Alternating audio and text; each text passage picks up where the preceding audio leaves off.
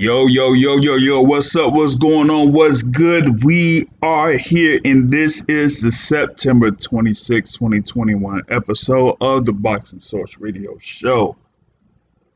I am your host, James Bell, the leader of the Boxing Source on social media. You can follow us through all social media platforms that we have through Facebook, Instagram, and Twitter, and also through YouTube.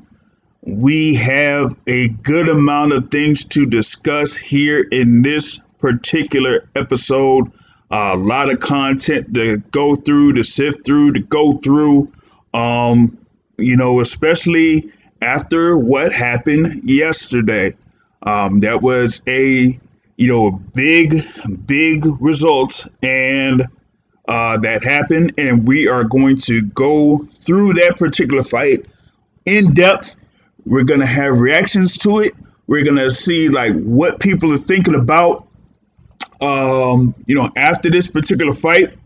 And we want to get as many reactions as possible through this. So, I've, invited a couple of people to, speak on this particular topic.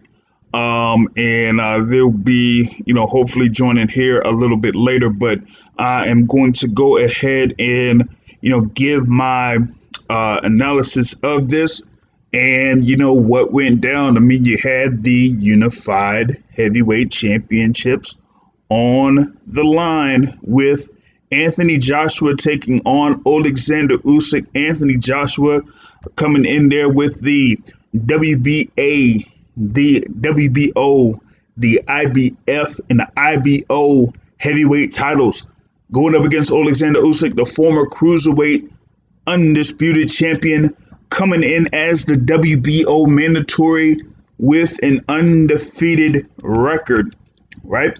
And he had his couple of fights over in the heavyweight division. Of course, against Chaz Witherspoon and against Derek Chisora. And he was able to, get through those particular fights, stopping Chaz Witherspoon and defeating Derek Chisora with a unanimous decision. Anthony Joshua, came in there 24-1 with that lone loss being to Andy Ruiz Jr. in June 2019, then got the belts back in a rematch over in Saudi Arabia in December 2019, and then had his defense against the IBF mandatory in Kubrat Pulev in 2020, where he was able to get a knockout victory. That is what led to this particular fight between these two guys at a high level. And it was just something where, we kind of seen, of course, the overall background of Alexander Usyk, of course, World Boxing Super Series champion, was part of the Semi-Pro World Series of Boxing, of course, where he was, undefeated in that, defeating a couple of guys that were, around that heavyweight division in Junior Fa and Joe Joyce. Of course, the notable win over Joe Joyce. And of course, he was an Olympic gold medalist, similar to Anthony Joshua, an Olympic gold medalist. And, people were coming into this fight seeing if that overall experience from Alexander Usyk would be enough to get past Anthony Joshua in this fight that was, over in Anthony Joshua's, basically his backyard, man. Alexander Usyk was known in the cruiserweight division as being a road warrior, defeating guys over in their particular home countries, like, the fight with Marius Bradis, a fight with Marat Gasayev. He was able to, win those belts, against Bradis and Gasayev on the road. He had, basically, had his last home fight in Ukraine back in 2015. He hadn't really had a fight in Ukraine since.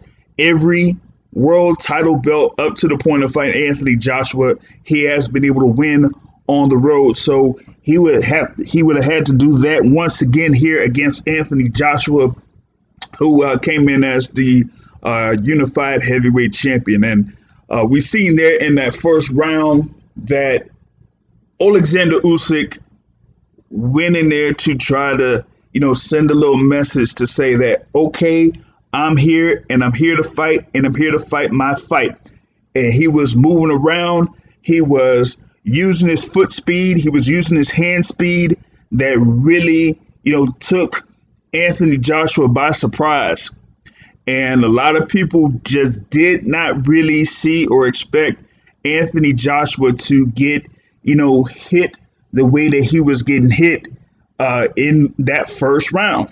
And so Anthony Joshua had to pretty much, get his composure, collect himself a little bit, in that first round. But you kind of seen more from Alexander Usyk, where he was able to still use his movement, still use his foot positioning, which is going to be a key here in this analysis that we got. Using that foot positioning and using the timing to score well with the left hand. And Anthony Joshua just didn't really have the overall stance in the positioning where he would be able to have an advantage when it came to exchanges. Okay, so that even if he was at range or he was at a distance, he had the positioning. His positioning was off early, and it was off fairly often over the course of this fight. And Alexander Usyk took advantage of that, being the aggressor from the foot positioning standpoint, so that even if there was times when Usyk had his timing a little bit off, where he was throwing his left hand or where he got caught by a lead right hand by Anthony Joshua, particularly from the third, fourth, and fifth rounds, he still was able to, keep himself at the point where he would still be in the advantage. Okay.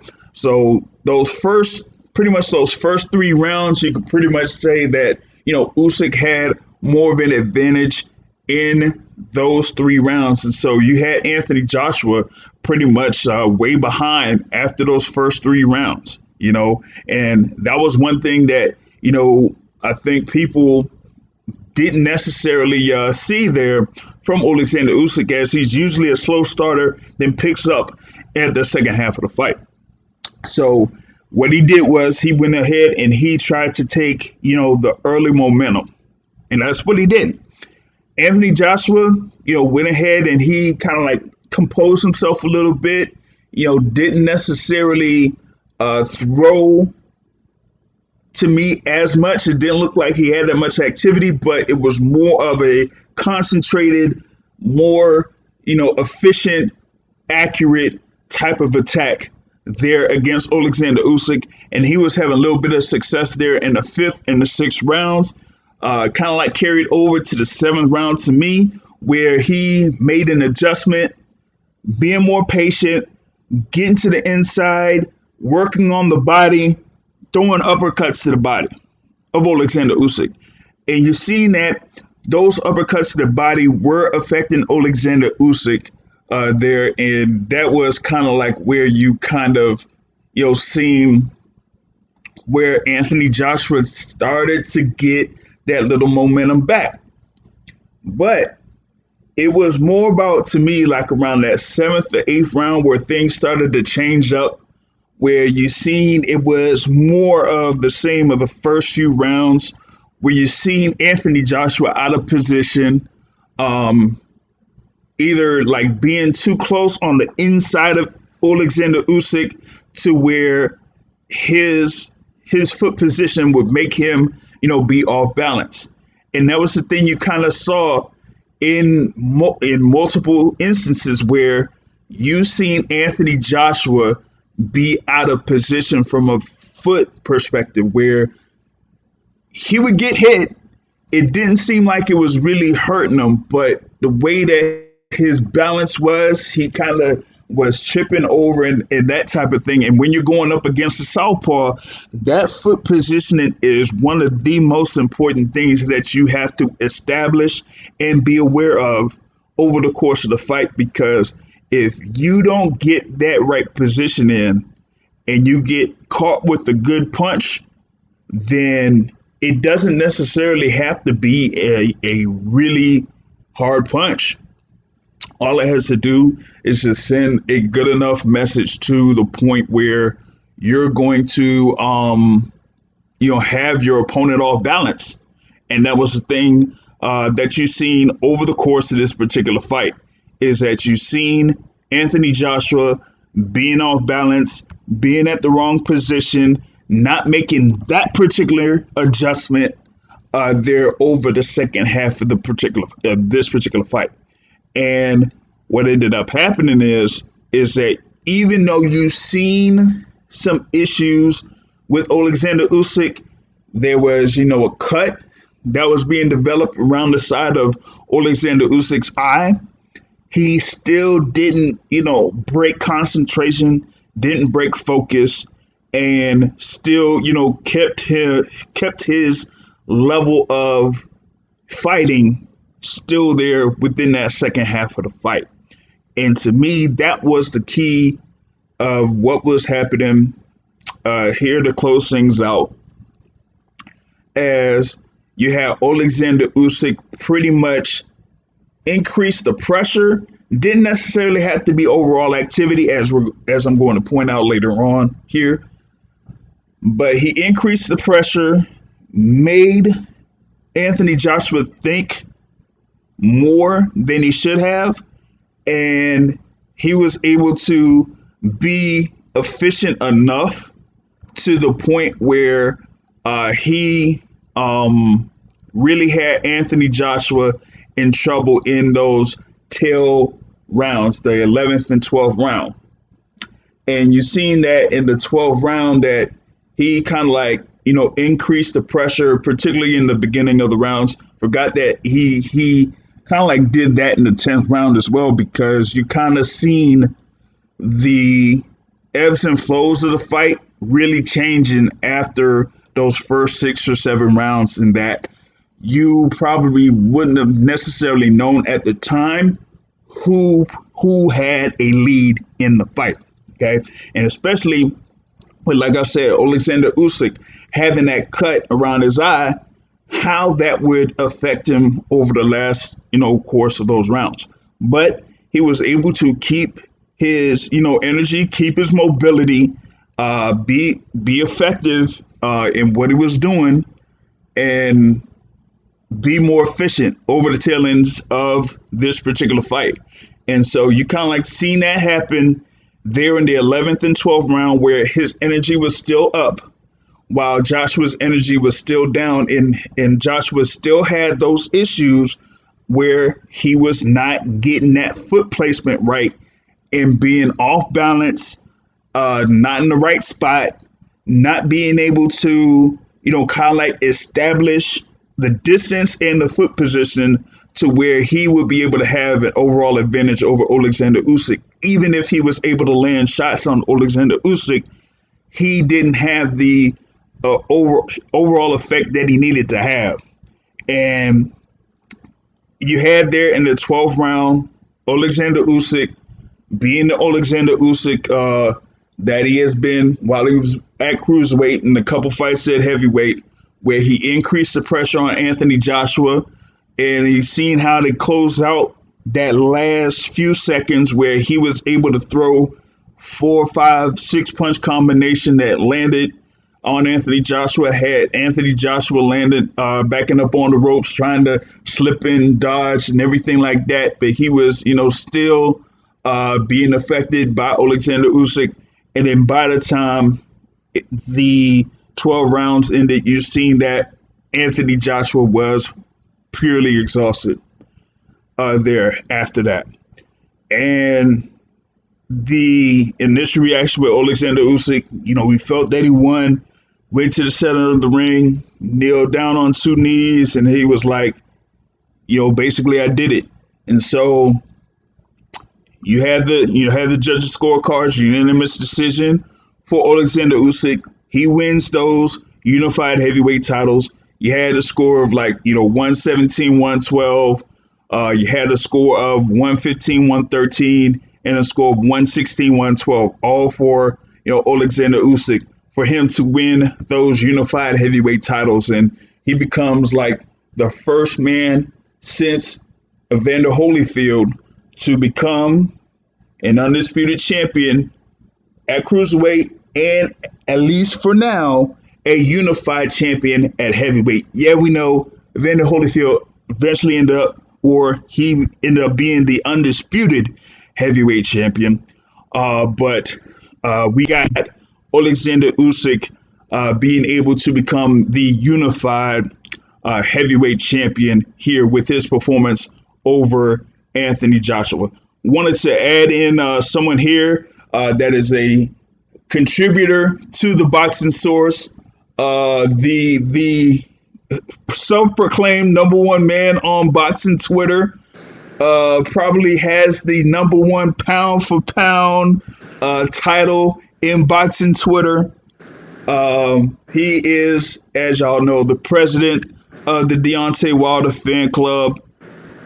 Straight out the Bronx, Mr. Matthew Brown. Bomb Squad! Hey, hold up. Hey, you hit? Hey, I ain't hear you. What's going on? We are 2 weeks away. Uh-oh. Hold up. Man, I don't know what's going on. I ain't hearing you. Hold up just a sec. Hold up. What do you mean you're not hearing me? See if I'm getting something, cuz I know I'm not muted and you're not muted. So I'm trying to figure out what the deal is. Nah, this is some bullshit. Man, we can't have this happening. Hold on just a moment. I know you can hear me, man. I'm gonna see if I can try something real quick. Hold on. Let me try this here. You might have to. All right, I'm gonna see. I unmuted you. What's going on? Can you hear me now? Damn, still can't hear you. I don't know what's. Oh no. Let me leave and come back. I can't be having audio issues on this joint. Let's see if he could go off and come back on, man. Because I wanted to get his input on what was happening for this fight, and I wanted to also see what his reaction is to some of the comments that are made by other contributors here that we have. So wanted to see if this thing kind of like works well for him. So I wanted to definitely have him on and have him join. I might try to see if I could get someone else here to join us as well, man, because we definitely did want to have more from people to react to this. So let me see if I could try it again. Matt, we you live? on? Damn, still can't hear it. Something's up, man. Oh, are you kidding me? I ain't hearing no feedback on this joint. Nothing. I can hear you. And I got my joint like all the way up. I can hear you. How can you not hear me when I can hear you? Yeah, I still ain't hearing you, my G. Something's up. Oh my gosh. No. I am not understanding what's going on, man. Hey, what you about might now? have to let me see, man. Might have to try something. Cause I definitely can't hear you on this joint. I don't know why. Damn. Like this thing is tripping. I hear you just fine. Hold on. Let me try something real quick.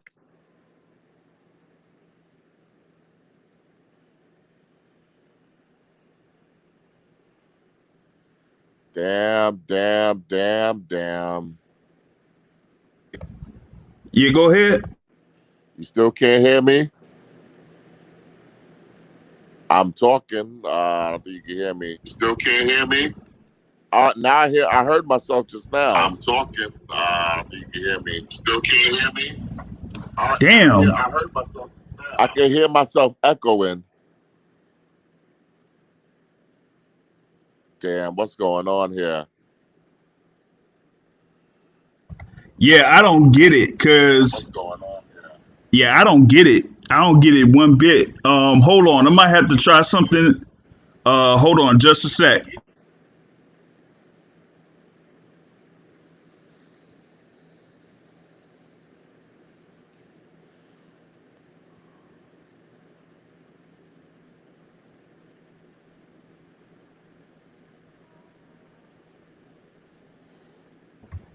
Yo, Yeah, can you hear me now?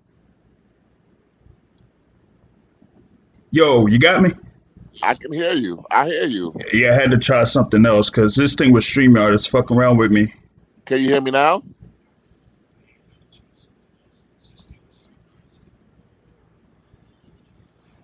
Yeah, but I had to do something else for it. I don't know what the hell's going on with StreamYard right now. Oh, so we're not on StreamYard right now?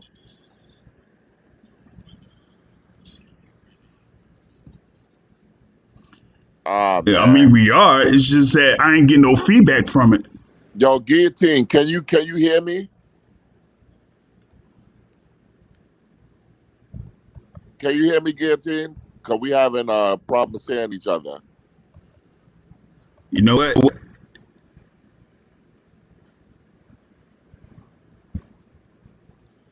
I'm trying to see. Well, he must not be able to hear me because he would have answered by now.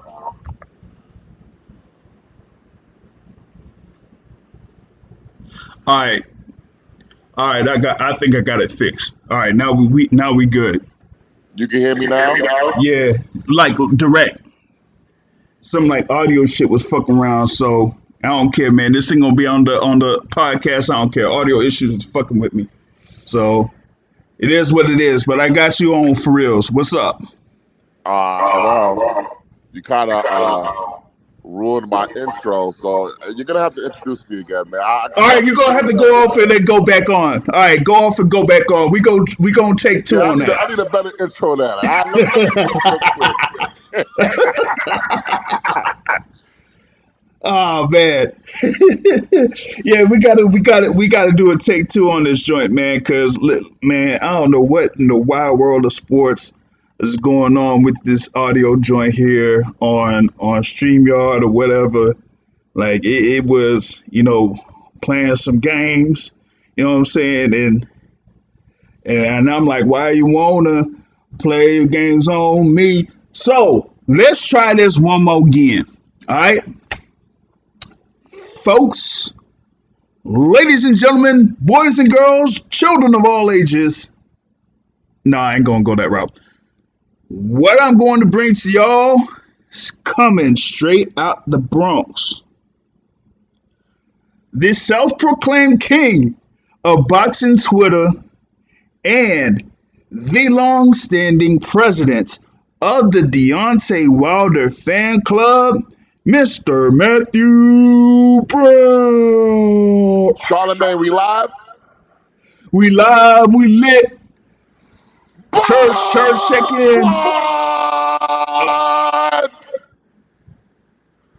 Woo! Let's try that one more time. Ladies and gentlemen, we are 2 weeks away, October 9th, from the T-Mobile Arena in Las Vegas, Nevada. Las We Vegas, are Nevada. getting it back in blood.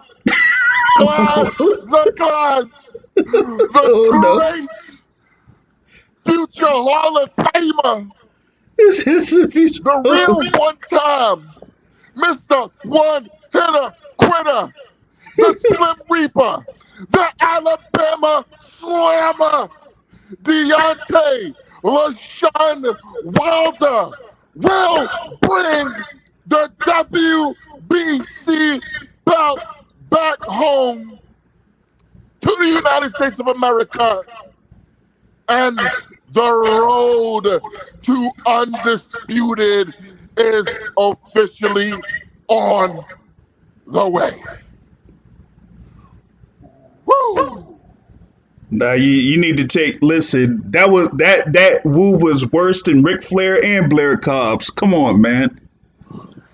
Can I? I'm hyped right now. Oh, come on, The man. English muffin is out of the way. Oh, here The we go English again. muffin is out of the Here, way. here we go. The biggest Anthony Joshua detractor in the planet. Listen, man, that English muffin, he was never gonna fight Deontay Wilder. Oh, here we You go know with it, the stories. Are and we gonna I know talk? it. Are we gonna talk about the fight, or are we going to talk about any type of little uh speculation? You know what we're gonna Let's talk talk about? about the fight. We're gonna talk about $50 million. He No, we're turned not down gonna talk about. We're not fifty gonna. million dollars. We're not gonna talk about $50 million because you know, and I know that it could have been offered again, and it He wasn't. ain't So won let's no move forward. parts. He ain't Yes, won he no did. parts. Yes, He he did. thought Move he on. Are thought you going to Wilder was talk? dead, Are baby. we? Are we going to talk about the fight, or are we going to continue with this? Because you do know that it's not guaranteed that Wilder is going to win on October 9th. Oh yes, it is. I Oh, seen the light. I oh no, spoke you it. haven't. I believe it, and I shall receive it. Wait, should I come up with something where if Tyson Fury wins, you have to relinquish your title as the president of the Deontay Wilder fan club, and on top of that, for 2 weeks, you will have to have Tyson Fury's face as your profile picture on social media. Jr. Mr. James Bell of the boxing sauce. You're on, buddy. You are on. Listen, that is nowhere near the level of what I put myself through that I had on the line. I don't know. Okay. Maybe, maybe you have to come up with something for me. I But can't wait. But you know what? oh man, Let's talk AJ. Let's all talk right. AJ real quick because you know what? The story no longer is AJ. All hail the great Alexander Usyk, the savior of undisputed. Because We talk about the we savior. know that Anthony Joshua was not gonna fight Deontay Wilder if he wins. We know that. But Alexander You don't know Usyk that. will. You Oh, don't I know know that. it. I No, know you it. don't. No, you don't. No, So you thank don't. God. And oh, how about this? Fury wins in 2 weeks. Is he fighting Alexander Usyk? Hell no. Well, here's the other thing. Rematch clause has already been invoked. So there's Listen, that. listen, listen, Now, listen. It don't matter. now, He not gonna take that rematch, brother. He not gonna take it.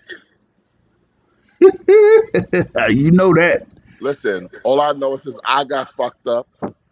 His his heart, his heart got fucked up. He is in between styles right now. Anthony Joshua, you remember how we've been talking about how he's been changing his body type, and it seems like he's trying to be slimmer like Deontay Wilder now. Well, we found out why he wants to do that because he wants to be a boxer.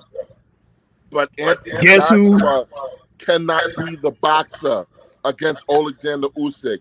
Anthony Joshua must be Femi. Okay, he must be the brawler. He must be the puncher. He must be the big man. But he's not confident in his abilities to mix it up with everyone in the heavyweight division. So he's not willing to do that anymore. You know what Marvin Hagler said? It's hard to get out of bed in the morning and do some road work when you're sleeping in silk pajamas. And Anthony Joshua has been sleeping in silk pajamas for much too long. Okay? That's your claim. That's not what it is. He You needs know to go back. his problem, his problem is that he allowed the people around him to be that slim down Anthony Joshua. You talk about Anthony Joshua and you talk about Femi. He was trying to be too much Anthony Joshua and not enough Femi. And what you saw in that fight was somebody that was trying to fight a thinker's fight against a thinker. And he was way off balance, particularly in those first 3 or 4 rounds. It And looks that's like the thing about it. we have a special guest. Can I handle this introduction for this special guest? Because I want to talk to my brother right now. Right now, on the Boxing Source, we have a legend out of the city of Philadelphia, the state of Pennsylvania. Oh, wait a The minute. man, the myth, the legend, Mr. Jamil Parker of YSM Sports Media. How you doing, my brother, on this glorious night? Wait a minute. How you gonna be saying that when oh, I can't even say that right now. When he be slamming on New York City almost every year Because you know opportunity what? he gets. I know a little something about this brother, and I think we smoking that English muffin pack tonight. I think we smoking that pack tonight. How you doing, Jamil? Hands, touching hands, Yes, reaching out, yes. touching me, touching you, sweet Caroline. Da, da, da. Oh, Good times never seem so good, so so good. good, so good, so good.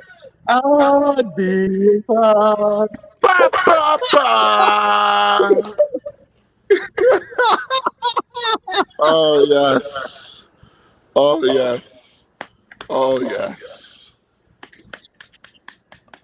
Is y'all finished or is y'all done? Hey, yo, who like Rob McCracken? Rob McCracken is ass. Bro. Whose bright Bruh, idea was it to try to outbox the boxer, to try to outbox the slick southpaw? Whose bruh. idea was that? Rob McCracken is almost looking like the UK version of Freddie Roach when it comes to big fights. Either him, or who's our favorite guy? Fable Abel Sanchez. Sanchez. Okay, there you go. Fable Sanchez. How in the wide world of extreme sports do you have a guy that is 6'6" with a reach advantage trying to be a boxer against somebody that is much more experienced than he is as a boxer? You know what we And used to call these guys in and the hood, JR? and what was really crazy about it is that in the middle of the fight, in between rounds, it's like he's saying, excellent, excellent, good job, excellent. I'm like, what? Bruh. He's getting beat to the punch. He's getting beat from a foot positioning standpoint, and you ain't telling him that either he has to come forward or he has to be outside. His foot has to be outside of Alexander Usyk's. Like, come on. JR, Hey, we have a word or a phrase for people like Anthony Joshua. And in the hood, we call them big for nothing. Okay. He has all those physical advantages, but he ain't got that dog in him. You know, Anthony Joshua is what we call a front runner. Okay. He likes to pour it on, everything's all good when it's going well. But when the going gets tough, Anthony Joshua gets going. And it looked like in that 12th and final round, when he should have been going for broke, trying to get that knockout, it looked like he was just trying to finish the Savant. fight on his feet. Mm. Pathetic. Hey, yo, I'm gonna take y'all back to a fight. Zab Judah versus Floyd Mayweather Jr., right? So for the better part of Floyd's career, we saw Floyd outbox opposition, right? That's the only fight that we can actually say we saw Floyd being outboxed initially. And all of a sudden, Floyd turned into a Mexican after the fourth round. If somebody's beating you to the punch and it's obvious, then you gotta get dirty. You gotta take it to the mattress. You gotta walk him down and beat him up. That's what Floyd did, and Zab proved to be the faster, more explosive fighter in those first 4 rounds. And then Floyd went high guard and walked Zab down and hurt him. Where was that from? You only saw it in probably a couple of rounds within, 6 and 7, where he was trying to go to the inside, and he was landing with those uppercuts to the body. But he did not follow up with that. He did not try to continue to, get himself going forward, press the action, try to press, and then have Alexander Usyk backing up. He just allowed Alexander Usyk to, make moves around the ring, circle around him, beat him to the punch, get out of harm's way when the key times were there. Let's see if we can add in another guest here coming from BoxRec. It's BoxRec. Great. What's up? What's going on? Oh, what's up, guys? Thanks for having me. Oh boy. Matt, MVO. Matt said I should pop in because I don't do my own podcast anymore. So I just wanted to say hello. And boy, still thinking about the fight from last night, huh? Absolutely. What were your thoughts on the fight, Greg? I mean, I thought Joshua was going to get away with the decision, like when I bet on it. But while watching it, I was really impressed with Usyk's focus, and especially in the last 4 rounds, I thought that's exactly how you have to box to close the show when you're in someone's backyard. And even ace-lob referee Howard Foster couldn't even rob him, just because I think he closed the show so well in rounds 9 through 12. I think Joshua's been given too much too soon anyway. I just think he wasn't ready for that style of fighting. And I think if they do a rematch, the same thing's going to happen again. And you kind of wonder what the logic is behind that, because if he's supposed to be filling 65,000 people stadiums, and he, let's say hypothetically he ends up losing again, and he'll have lost 3 of his last 4. People got to be interested to see him anymore. Well, it's about the whole thing with him being on the marketing side. But back to Matt, in your initial reaction, you had like a scorecard. What did you have it, like 8-4 or 7-5 Usyk? I had it officially 7-5 Usyk, but I also had a few swing rounds. Yeah, you could have had it for me either 9-3 Usyk or 7-5 Joshua if you were feeling generous to the champion. That's very generous. But I wanted to ask you, Greg. Yeah. Watching the fight, was there any point in the fight where you felt like Usyk was in danger of losing? Yes. I would say I thought Joshua had a really good round 8. And I thought at that point, how are these last 4 rounds going to look? Right. I thought after 8, it was pretty close. Yeah. It wasn't like Usyk 8-0 or anything like that. Like I said, I think it was the last 4 rounds, at least for me. I was like, man, he really closed the show. And if he didn't, I think it would have made a huge difference. If you look at the scorecards, all 3 judges gave Usyk a shutout in the last 4 rounds. That made the difference. Yeah. And I think it was either round 9 or round 10 where Usyk kind of like went back to what he was doing in those first few rounds, where he got off fast, got off quick, and got to the fast start that pretty much like set the tone for the rest of the round.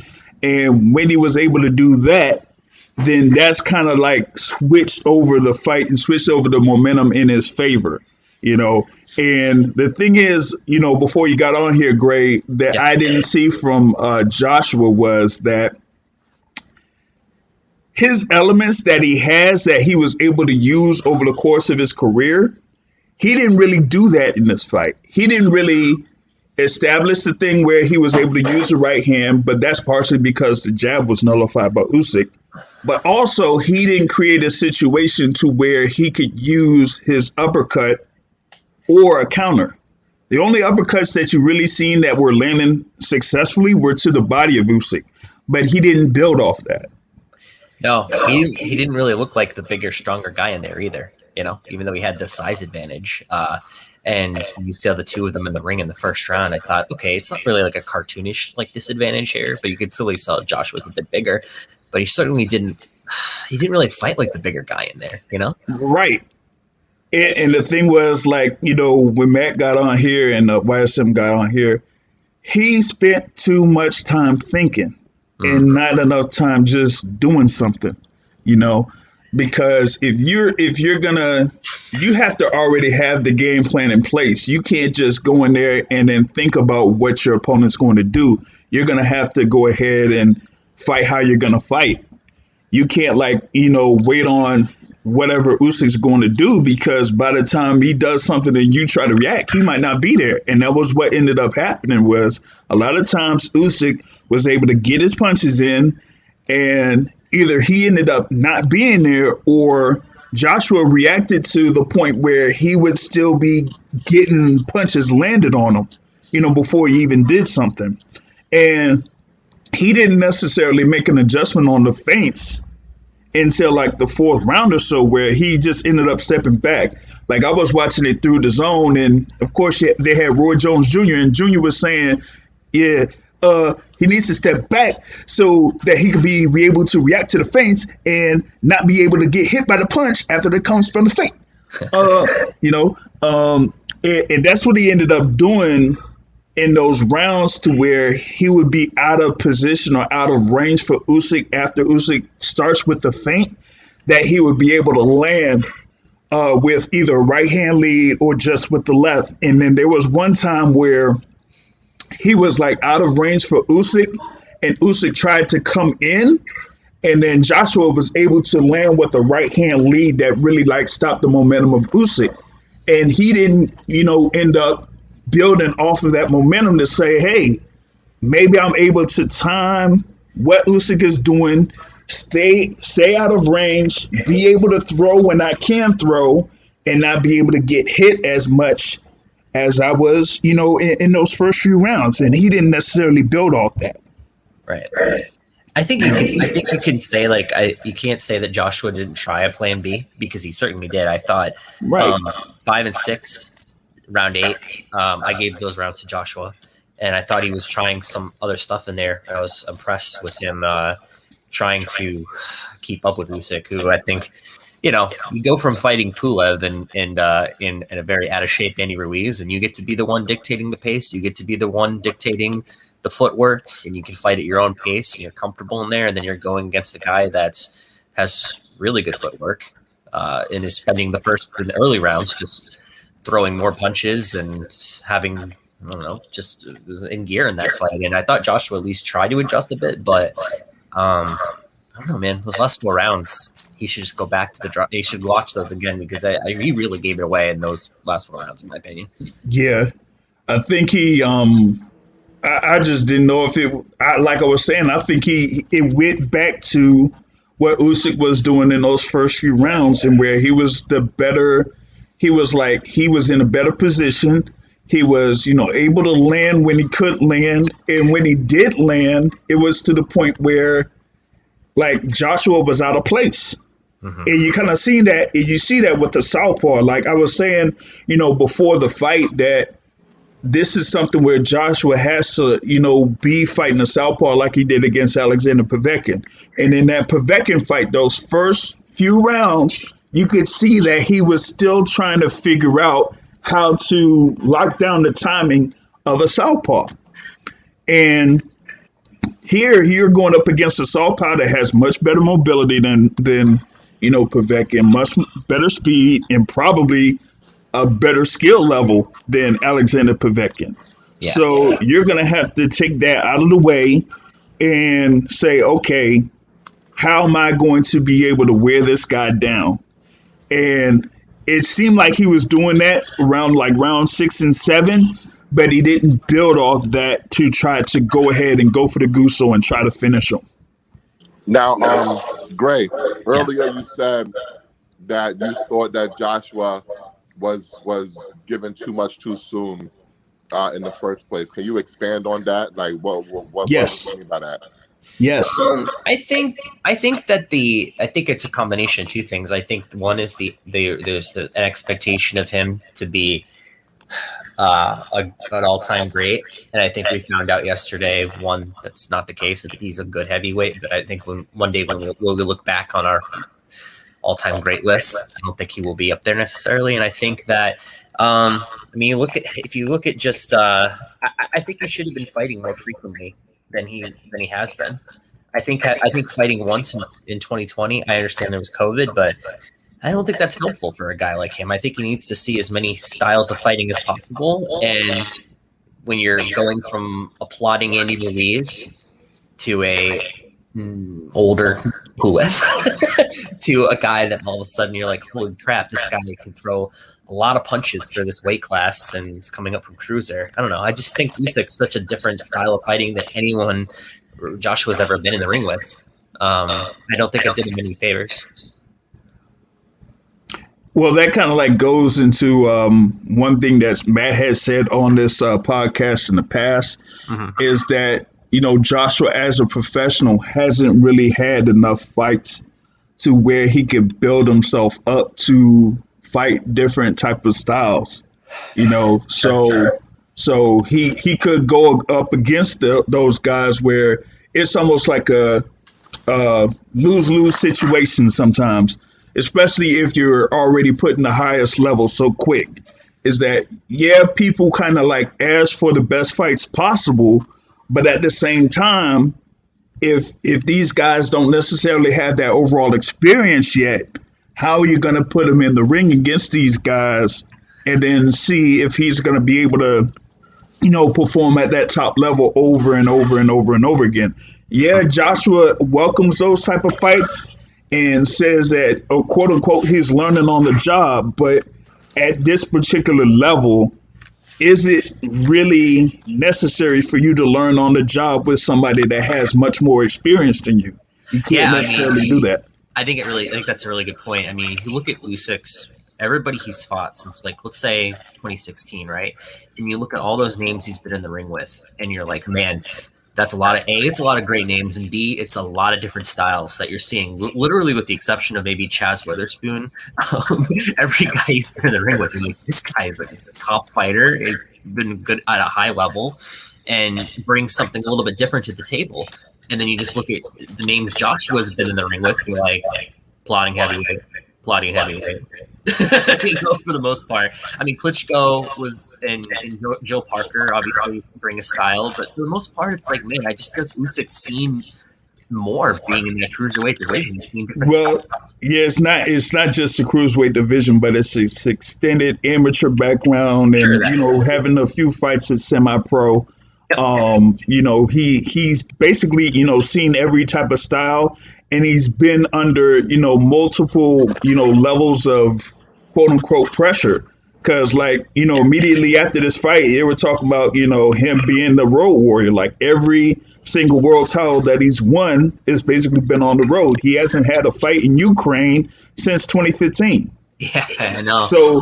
So like every single fight where he had a world title on the line, he's basically been on the road against a guy that has a home crowd and everything like that, and he was still able to win, And, with Joshua, it's like, yeah, you putting him up there against these guys, but you got to be able to have him against multiple styles, multiple levels and things like that. So like you could have him going up against like Carlos Takam that might try to, have some head movement here and there. Joseph Parker that might have a little jab. Alexander Povetkin that might give you a little bit of feints.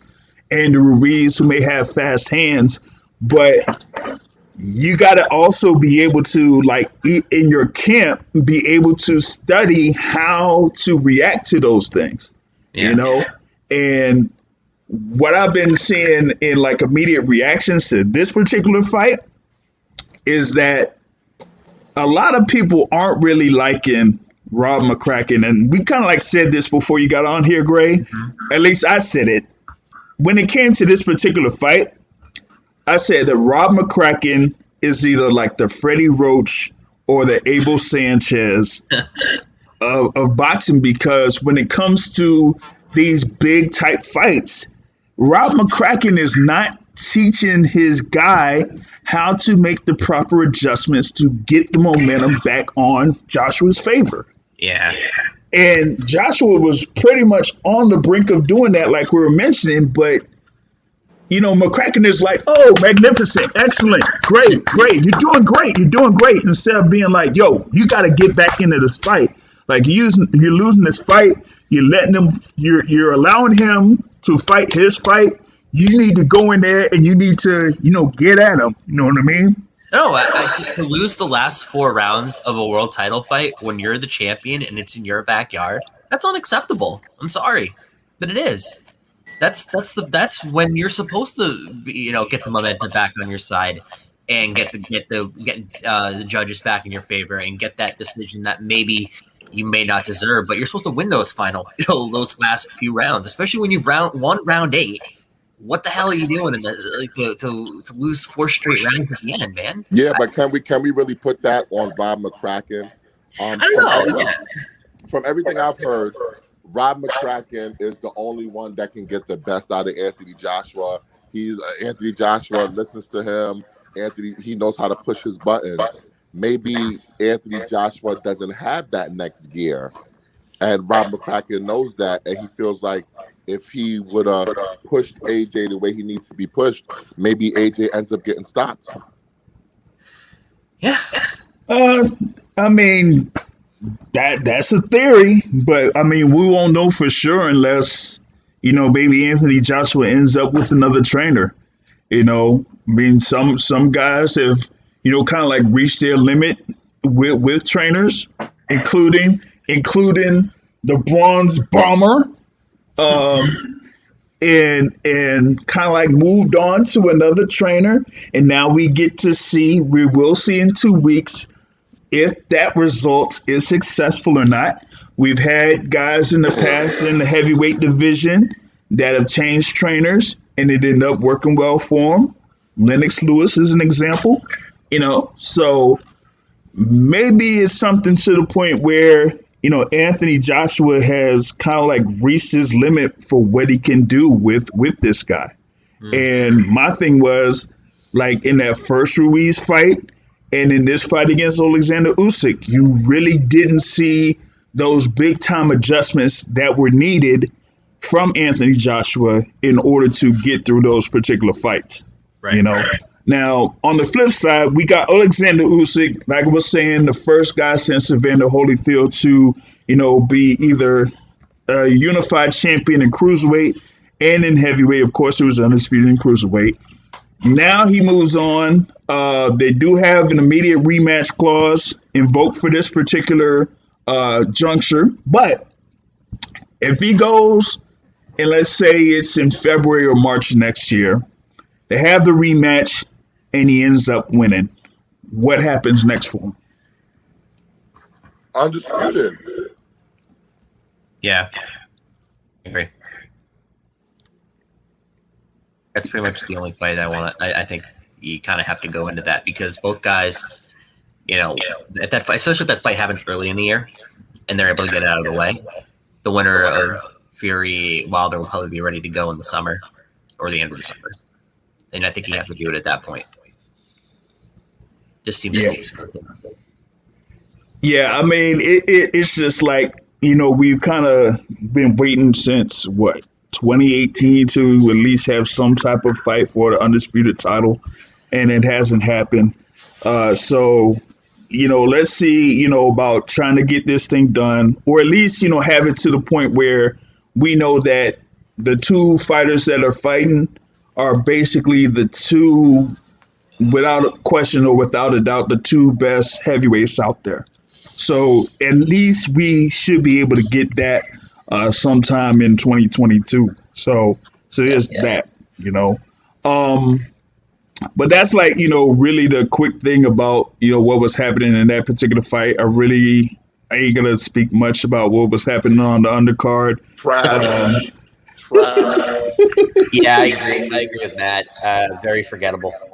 The only thing that Matt probably didn't forget is Callum Smith. Oh, He sent that making a boy man to shake in the hell. ring. Yeah, man. He was man. He was shaking like, you know what? I ain't even gonna say it. Oh, that was bad. Yeah, it was bad, man. It was Yeah, bad. he was shaking But like Tiffany from the Diamond Club. Make me shake, yeah, King. Make me shake, King. I mean, that's no, seriously. It was yeah, wolf. yeah. It was at that time it was real bad. But as of like earlier today, like he's pretty much checked out of the hospital. So That's if you said Lennon Castillo is all checked out and all good. So yeah, Callum Smith now at 175. So there's that. But was that impressive enough for us to believe that Callum Smith can make some noise at 175? It's such a bad division that I think it can.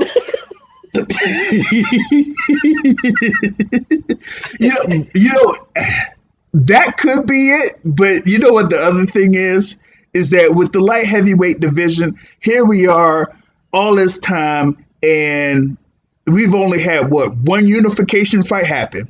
Oh, That's it, one. Like I mean, Mrs. T said, one. yeah. I mean, I think you could beat like Joe Smith Jr. Sure, like I think you could probably win. Ooh. I know, right? I'm really going going out of my way here, but yeah, I don't know. I like B-Ball, but I don't know. Like, I think he could. I think if he's at his best, like I think he could beat B-Ball too. I really do. Yeah, well, I'm not quite sold on Bivol.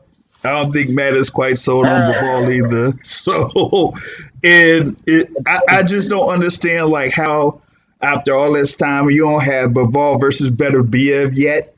That I don't understand. I agree. So it's like Better Biev's 36. He's you don't have that much time left. Yeah, you don't have that much time left, man. Yep, So he's almost old enough for Canelo to fight him. I know it's good. Exactly. Oh man. Yeah, speaking of that, man, Matt, come on, man. Yo, Caleb ain't playing no games, man. Nah. He ain't playing no games. You step up to Canelo and you slap him, and then you get the picture of you slapping him and you put it on the shirt. When he acknowledged Matt's tweet about how he'll never lose to a white boy. Who asked that question? That's all timer. Yeah. But the funny thing about Caleb Plant is, like Charlie Murphy said, even when slapping was fashionable back in the day, wop, I challenge you to a duel, they had a gunfight after that. Somebody had to die. You don't slap a man. And Caleb Plant did the most disrespectful shit he could do to Canelo. Yeah. Hey, I mean, Canelo pushed him, so he's like, you know what? Man, I ain't faced by you. Smack! But you know what's crazy about that press conference? They haven't even announced the undercard yet. And I'm already going to buy the fight. I don't care what's on the undercard. He's like, who cares? You're like, who cares? Yeah, they got me. They got me, man. Yeah. He's like, I'm sold. Yeah, English speaking Canelo is the best. Just so good for the sport. Just him just screaming motherfucker! I'm gonna fuck you up, motherfucker! I think he has no idea what he's really saying, and I love it. He has zero clue. That's the funniest part about it. Yeah, Canelo. He's like, you don't talk about my mom. Like, yo. ESL kids I used to go to school with, the English second language kids, I used to just teach them curses, and that was it. I'm having a real conversation with them. Yeah. Oh man, yeah, that's good. Yeah, that's gonna be funny, man. It's gonna be funny, but man, that ain't even for about another 5 weeks plus. But has anybody heard anything about what they might do for the undercard? No. Damn. Wait a minute. Did they reschedule? And see, here's the part that I like. Right, you had of course, the thing that Benavidez, his fight being rescheduled, right? Mm-hmm. If you're going to move one of those fights that were supposed to be on the card and you moved it up, then why can't you just say, you know what? Let's add this on to this card. They wanted to really keep that card in Phoenix. They really wanted to do that. Yeah. You know? Maybe the And tickets are moving well. yeah, that was the thing about it. Tickets were moving well. So they're like, yo, we wanted to see the Benavidez brothers. And yeah, we'll just go ahead and keep that, keep that venue, man. But yeah, I haven't heard anything about, what could be in there as a undercard, man.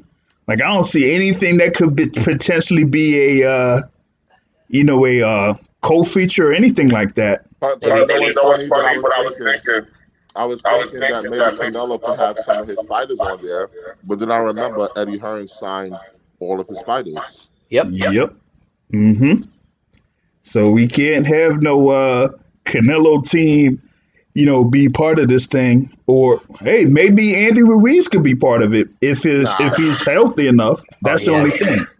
Give me a sloppy heavyweight fight. Let's go. Oh yes, give us Luis Ortiz versus Andy Ruiz, and I'm a happy man. Oh yeah. If they put Luis Ortiz versus Andy Ruiz, then we're not gonna hear from Matt for like 5 days because he's gonna be like, I'll say it, big, beefy man bumping meat. Oh yeah. I want them to put like a Robert Guerrero, Victor Ortiz type of fight. Hey, like Andre Berto against like Omar Figueroa, like something real stupid like that. We'd be like, hell yeah, let's go. 2 wash dudes. Well, I mean, that one actually, that particular fight, I actually liked that fight to a certain extent. It would be great. It was great. There was like 2 guys that were like, yo, this is it, man. This is like, career on the line, lose or leaves town match. You know what I'm saying? Oh, absolutely. Harvest season needs to come for in November. Let's go. Yeah. I was thinking over the weekend, it's too bad that Juan Mal Lopez got arrested. Because they could have probably put Lopez versus Gamboa on that card. Oh, dude, that was Emily's dream fight on that forever. She's always talking about that one. Oh man, maybe we'll put like Josecito Lopez against like somebody that could. Oh my god, absolutely. Yeah, I don't know, man. Maybe they'll have who was it that was mentioning Michael Fox against somebody? I don't want to see Michael Fox. Is it his style? I mean, him and his brother are not the most exciting fighters. Is that kind of your issue? Yeah. I don't care about that. Listen, I understand Sweet Science. I only like Sweet Science when it's Rigo or Floyd. Well, Floyd ain't active to a certain extent, so if it ain't the Rigolution, then yeah, we ain't really. I get that. I guess he really caring about it that much. So I'd rather see a giant and praying mantis, Sebastian Fundora. Oh my God! Yeah. Well, wait. When is Fundora supposed to be fighting again? Isn't he He's like part of fighting Sergio Martinez? Sergio Garcia. Yeah. Sergio Garcia. Yeah. So when is that supposed to be coming up? That was supposed to be happening. That's a good. You know what? Good point. That actually would be a legitimate undercard. That actually could legitimately land on that undercard. That's okay. So you have that, and then maybe you could have one of those guys, 2 of those guys at 140 in it. But maybe your boy Gary Russell could fight Mike Sayo on the undercard. You think who would push for that freaking knucklehead? I would love that. Yeah, knucklehead would probably push for it.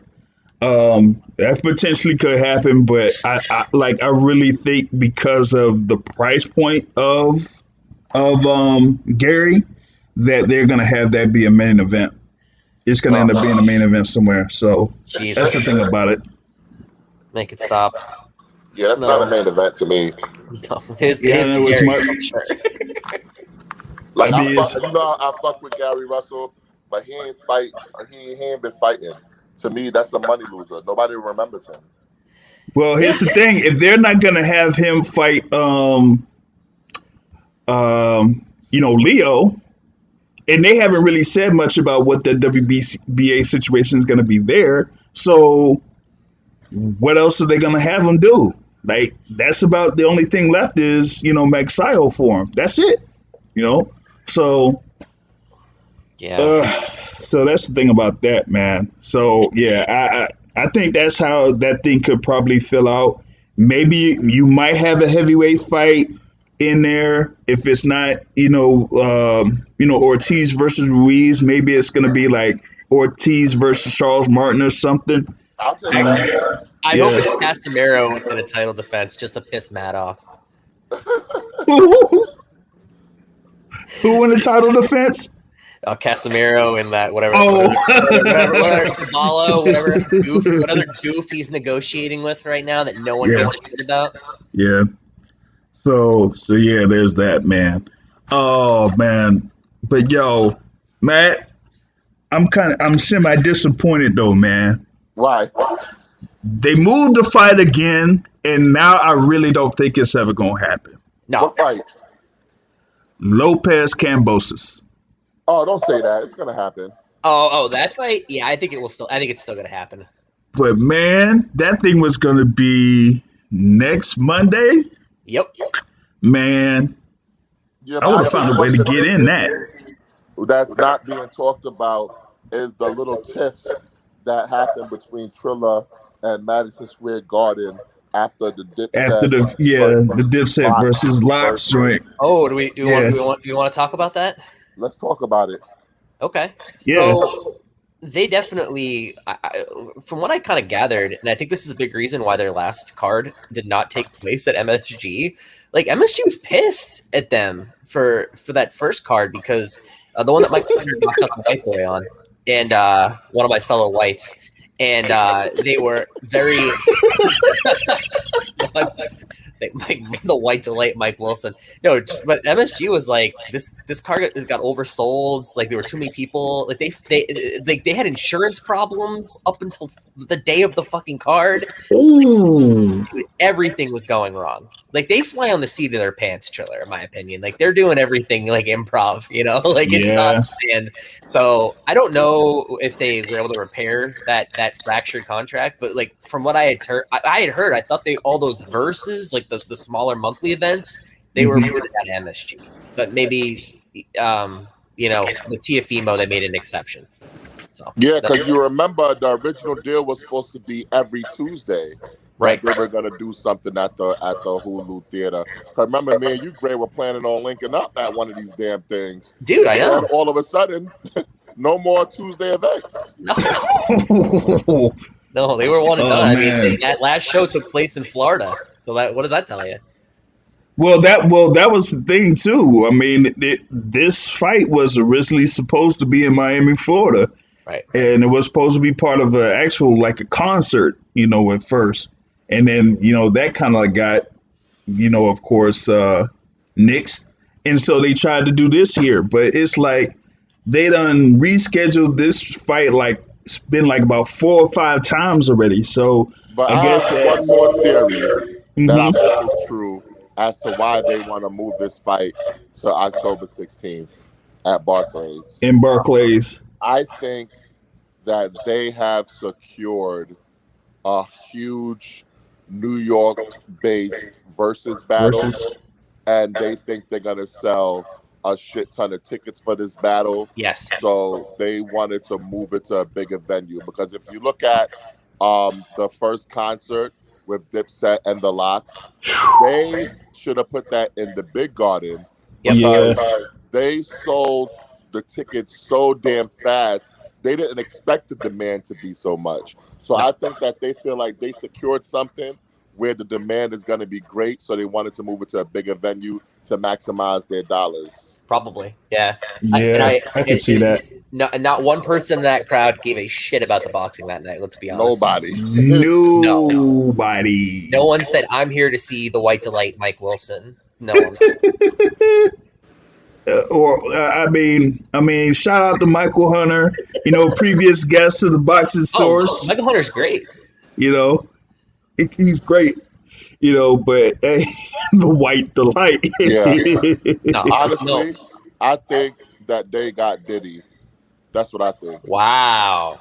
That's what I think. Hey, what if they actually did JD versus Diddy on this joint? Oh my God. That would sell a lot of tickets. Dog, I don't know, man. I have to find a way to come back out for that joint. For real. Because you have to say which rappers would take the Triller money that's not anything but guaranteed, and I feel like Diddy would, like for sure. You know what? What's another reason why I think Diddy would do it? Because he has an album coming out. Oh, okay. Whoa, that's a good. Okay, there you go. There you go. See, that's why it's good to have a hip hop podcast host on your show sometimes, JR. Oh man, but see, my thing is I'm too old for all that. Oh, not me, man. I gotta keep my ear in the streets. I gotta get to 18 to 26s, man. Oh, see, yeah, I can't mess with them youngins like that. Not like that. Oh man, but yo, back to it. Man, Do I we don't have even see anything that we're looking forward to before Wilder versus Fury? Any No. cards coming up? Anything No. great? No, nope. Nothing? All you have is the comeback or the second fight in 2021 for Chris Eubank Jr. and that's it. Oh, I like him. I like Eubank.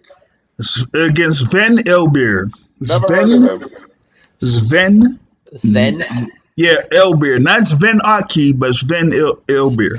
I like the Sven Aki reference though. Yeah. It's Sven Elbeer. Do you have any background on him, Greg? Since you're like the master of box rec. Absolutely not. I don't. No, not at all. No, Like, you might have to get in contact with one of the contributors from Germany on that one. Yeah, I was gonna say you gotta. I know more about the co-main, which is David Avanasian against Liam Taylor. I've seen both of them fight, and I think that's an easy fight for Avanasian, who is definitely the dark horse at 147. Definitely the boogeyman, you might even say. He took apart one of our favorites, Josh Kelly. Yeah, White Floyd. So I'm just curious. I think that's a routine defense, but I'm just curious who's going to step up and fight him at some point. Like I think he's an interesting opponent for like a Boots or a Virgil Ortiz potentially.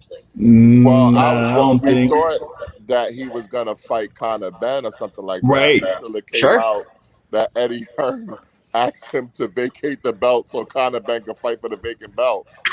I'm like, dude, why don't you just fight him for it? That's because he knows Conor Benn isn't going to win. Like Conor Benn's previous performance, he might, have to, tone down a little bit on, trying to boost Conor Benn up to certain levels because he's trying to have Conor Benn face like an Adrian Broner or an Amir Khan or anything like that. And I'm like, man, hold your horses on all that but right do you now. think Avanasian can realistically get back in the mix in America and get one of these American welterweights? Yes, 100%. I really do. I as long as these guys aren't going to fight each other and they need, they're going to keep taking fights in the interim. I mean, he's going to get an opportunity and he's going to make a lot of money. Shoot, they could have put him in against Mikey Garcia instead of Martin. Yeah. No, for real. Mikey wasn't going to take that coming off a long layoff. He's in the deepest division in boxing, and he's arguably a top 10, top 15 fighter. Like, it's like Mean Machine, right? I mean, he's got the name, and he's got some credibility. So someone's going to cost him a lot of money to come over and try and beat him, Man, he should have been the guy to fight Boots instead of fucking. Delorme. Jesus. Well, I don't know what it is. Maybe they, kind of like still wanted to rehash that fight since Delorme was originally scheduled as an opponent for Boots last year, and then the whole thing with Delorme, messing around with, I guess, another fighter, and both of those fighters got tested positive for COVID, so that kind of scrapped, Delorme out of that fight. So yeah, maybe they just, wanted to have him, back on for this, I Yeah, guess. I definitely want to see Avanesian get back in the mix though in America Yeah, because But he earned it after beating the hell out of Josh Kelly and yeah, beating the hell out of Kerman Laharaga. Yes. Took Laga, laga. not even just beat him, but like really took that man's soul. Like Yeah. that dude's never been the same. Yep. He beat him beat him up twice, He yo. beat him up 2 times, and that guy is a shell of himself. Like Like, honestly, yeah, he's done. Yeah, that's the thing, man. Like, he like Amnesian is pretty much a contender in like all of these, sanctioning bodies. So why Yep. not have a fight, against them? You know what I mean? Yeah, I wonder what's going on with his promotional situation because it's kind of weird that he's been fighting these prospects that were knocking on the doors of being eliminators, but you Right. haven't heard him being in any eliminators for these sanctioning bodies. nope. He's always on the road. Yeah. Shoot. He has- Why don't you he has- have him against Michael Fox then? No. We don't want to see Michael Fox. We don't want to see Michael All right. Fox. Like, Listen, I understand we feel bad for Michael Fox because he got robbed, but it's not like that fight with Maestre was any good. no, that fight was a chore. That's Yeah. Yeah. Matt, speaking of undercards, right? What could be, even though this is top rank, what could be on the undercard of Crawford versus Porter? Ooh, That's a good question. that's a good one. Yeah, I like that question. If you listen to Teofimo Lopez, he plans on coming back in November, but I don't think that's realistic. That's what he said. He said he's gonna fight in October and November. Like, how? How? Doesn't make any sense. I love how there's no logic in that statement, but he's very confident. That's Teofimo to a T. Like, Oh man, what was it? Man, I had some. What was the thing? Honestly, I don't even know who fights on Top Rank. Damn. I really Damn. don't. I don't know. well, I would imagine. Well- oh no, but this is Top Ranks taking the whole card, right? So they probably Yeah. would have split. Yeah, it's ESPN pay. It's supposed to be ESPN pay per view. Oh, Well, that's you know what's right. funny? We know it's gonna be a Top Rank card, but they haven't actually said pay-per-view yet. That's Damn. true. Hmm. But they're I mean I don't know what the terms of the agreement is, but then if Top Rank's handling everything, you would assume maybe PBC doesn't get an undercard spot. No undercard spot. Nah, no undercards. Nope. Oh God. So I'm trying to figure out who the hell does Top Rank have. I mean, how many times can we see Xander Zayas fight? Oh God. You would Man. think that then Inoue should get an undercard spot. Get him in. Where He the hell is should. he? I wish, but He anyways, too big for should. that. He's too big. I know Yeah. he's- I heard his guarantee is only like $1 million. Well, if it's only $1 million, then shoot, put them on, Come on, get him on the Now, undercard. man. Unless if you're gonna have what's up? Maybe the return of Steven Nelson. How's his? No. Oh yeah. He's probably gonna be on it. Why the okay? Cool. Like they have Damn. no, but like all their other fighters are fighting in October, November, basically on their own shows. Yeah. Yeah. Was it Zepeda that's gonna be on his own show? Yep. Jeez. Yeah, because he's filling in for Joe Smith, who got COVID. Yeah. So it's Yeah. Yep. I don't know. Maybe they'll have Ramirez coming back in a fight. Who knows? Because Lomachenko's going to fight in December. Like they don't. Yep. All their guys are on other Yeah, shows. So Lomachenko's fighting in December. Josh Taylor's fighting in December. Like, yeah. Yeah, they don't have nobody. No. Damn, their roster is thinner than I thought. Yeah, because they cut a bunch of guys this year. Yeah. Like they well, they cut a bunch of guys, and the only thing is like all they really have is like the 140-pound division, and maybe to a certain extent 135. Oh, you got you know who's gonna be on the card? I distinctly remember them saying that Berlanga was gonna come back in November after he fights. Oh. Wilder on the card. I distinctly Okay. remember that. Wait, so Okay. they're saying that Berlanga's going to fight after the Wilder Fury undercard? Yes. Yeah.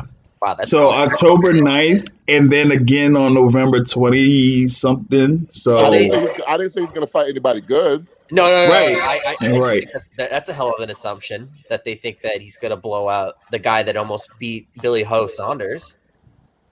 Well, that's true, but Billy Joe Saunders is not that good. No, I know that. What I'm saying but I mean, do they think Berlanga, who just went the distance with Nicholson, is going to blow this guy out all of a sudden? I don't know. I just think they're just that's arrogant in my opinion. Is Tony Yoka worthy of being on this card? Oh God. Mm. I mean, no, he's all right. You know what I mean? Matt, you're the only there's not many people clamoring for a Tony Yoka. Tony I'm Yoka. trying to figure out their roster. Who they got? Guido? Hold on. Guido Vianello. They have I was gonna say a Jogba, but he's fighting. He's on October 9th. Jesus, they have no one. What is going on? Why are they doing? I'm telling you, man. They really don't, man. It doesn't look like they have much of nobody. Well, now they might have Michaela. QVC Maybe they'll have Michaela Mayer on it. Nope. No, She's on her own. She's doing her own main event. Oh God, damn! She's fighting November 5th, and I don't want to pay for no pay-per-view with a woman on it anyway. Wow. Hot Whoa, wait, no. Take that back. The only pay-per-view that he will buy Clarissa that Shields, has that's it. exactly, because he has done it. I have done it too. Yeah, I like Clarissa Shields. I didn't get my money's worth, but you know. Wait, what? That pay-per-view and that fight sucked. Oh, she. Yeah. Well, it's not her fault that Canadian girl fucking dogged it. It's not Claricia's fault. All right, let's see. I'm looking here. You got maybe Miguel Burchell comes back. I don't know. Okay, that's not a bad one. That's not a bad one. Like I said, maybe Jose Ramirez. Okay. Yeah, I'm looking more. Good God, I know. I know that, Navarrete's going to be fighting on a Friday defending his WBO title, so there's that. They got to do something with Jose Ramirez. I think he's they do. Yeah. Yeah, they got to do something with him. So they got to give him a good fight in the co-feature. Yeah. But against who, though? Maybe they That's what I'm trying to figure. Knock on that table door one more time. Yeah, that was probably it. That was probably going to be it. Because who cares about this October 30th card? Why is it so important that they need to go on October 30th? Maybe they're trying to fill out. Maybe they're trying to fill out shows for the ESPN contract. Who knows? That's possible. And I'm still looking, man. I'm looking at this roster, man. Maybe they'll have Gabriel Flores on there or Giovanni Santillan.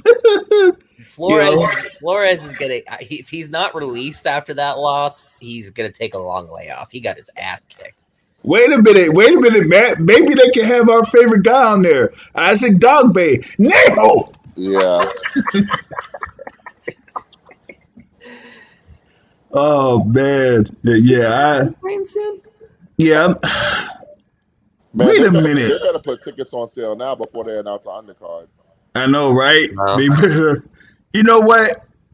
Oh God, I don't even understand. Where the hell is this guy? Where's Magdaleno at, man? Oh, wait a minute. Yeah, he was like a top.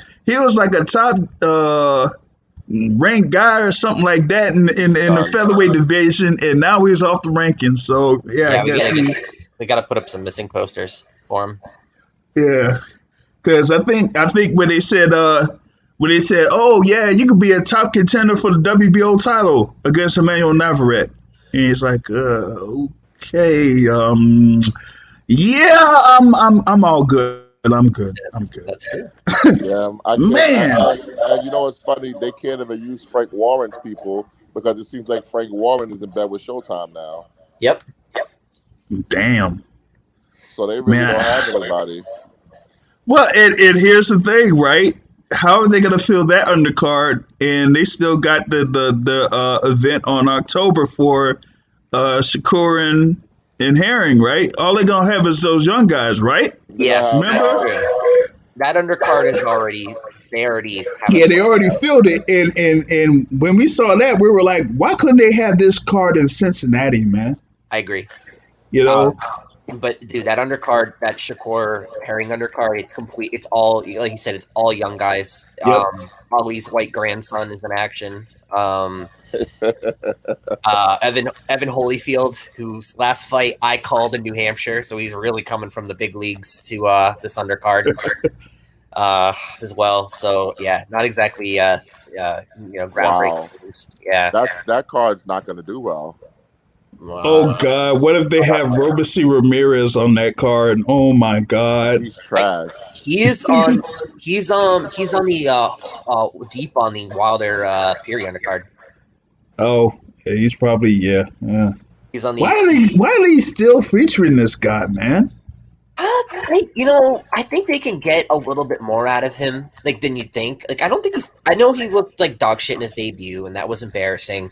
But I mean, I've seen him since, and I definitely am like, yeah, they can feed. The point is, can you get this man to like 12-1? I think the answer is yes, and they'll just feed him to somebody, you know? Yeah, but who cares about him enough to buy a ticket to see him get beat up? Oh, I agree with you on that. I mean, that's why he's deep on this Wilder Fury undercard. Like, is he another Cuban? Where's he from? Ramirez? Yeah. Cuba. Yeah. I thought Top Rank was done with Cubans. Nope. Apparently not. If they win medals, they'll sign them. Well, Top Rank is going to have to ask Al to lend them some fighters for this card. Yeah, I agree. It was crazy. Yeah. Yeah, because how are you gonna be able to make this fight, and what are you gonna have? You're gonna have like Sonny Conto on the card, or like you said, Xander Zayas on the card or something. Like, geez, what are they gonna do? Man, if I'm Top Rank, I'm bringing back Big Baby Miller. Fuck it. Dude, do you think he's like 350 right now? I'd love to know what he weighs. Yeah. He looked like he was about 350 when we saw him with Jake Paul. Jeez, what is he trying to be, like Mark Henry or something? Yeah. I think he was Floyd security. Was he Floyd security or Logan Paul security? Shoot, he could be either one. Cause he could be part of that the money team security or whatever it is. So shoot. I mean, hey guys, man. put the let's get the countdown clock on when his suspension's getting lifted. June 2022. Jeez. Yep. Oh boy. He'll be like our Nate Diaz getting that long layoff return. No man, he should have just went ahead and went to the WWE, and he could have wrestled Big E for the belt or something. I don't know. Oh dude. I was starting a 209 chant last night in the middle of my street. I was pumped. He fought like a psychopath. I was and then he's just like, nah, fuck it, I'm done. I'm good. Yeah. Probably gassed out. I mean, he was gone for 6 years. Yeah, for a 6-year layoff. I was like, not bad. But yeah, he got once he got hit in the leg or whatever, he's like, yeah, I'm good. He was like, fuck this. Yeah, he's like, man, I'm out. He's like, I could be fighting Jake Paul for all this shit. Yep. I think he'd do all right. Oh man. Well, what's going on with that, man? There's really nothing to look forward to besides Wilder versus Fury. Yeah, man. And that's why I was like, at the very least, could have had the Teofimo Lopez fight, but no. So, it's gonna be 2 weeks, and we might have to strike up the Judgment Day theme once again, Matt, to get the countdown going. Oh. Wait a minute. Answer me this. How come they can't have the fight shown in any theaters over here in Manhattan or something, man? I you know what I think it is? I think they're only showing the fights in theaters in poor people neighborhoods. So they want They want the neighborhoods with money to pay for this shit. I think we need a chicken talk investigation here. Yeah, for real. Because Yeah. if you look at Texas, because they fucking broke in Texas, like all Yeah. over. They got it. They got it like in like 20 theaters in Texas. Nah, I bet you they have it over there in Virginia and in theaters in Virginia. I probably could go to the same spot, to watch it. So, Well, I'm gonna have to order it from my TV in my living room, old school style. man, damn, yeah, I gotta see if it is in the theaters over on my side because that little experience is good, man. I like doing that shit. Yeah, I went to the movies for Floyd versus Victor Ortiz, and that was probably one of the best viewing experiences I ever had. Oh, that must have been so funny. Yeah. Yeah, the theater went crazy when Floyd knocked him out. Dude, yeah, that was bad funny, man. Like, yo, man, when that joint happened, man, I was like watching that joint in the bar. I was laughing my ass off. I done rolled and fell on the concrete laughing when I saw that joint. Man. Oh, the all-time greatest dumb guy knockout. Like, yeah. So, And man. not only that was the infamous Larry Merchant interview. Oh yeah, yep, that too. Yeah, freaking Larry Merchant. God damn it. All right, man. I guess that pretty much like covers everything for this particular podcast, man. Hey, Matt, man, I might have to get at you a little bit later because I might be thinking of a little bit of a guest appearance if it's possible. Okay. So we'll see if we can work that out. But for this particular podcast, we will be back at it again next week as we're gonna be starting a real preview of Fury Wilder 3. Will it be glace or will it just be nothing and we just have Matt going into a depression for like 2 weeks? We'll see. But in the meantime, like I say at the end of every show, the point of boxing is hit and knock your hit. Now to say the trade, I thank everybody for joining in the live podcast, and we will be back at it next week. See y'all later.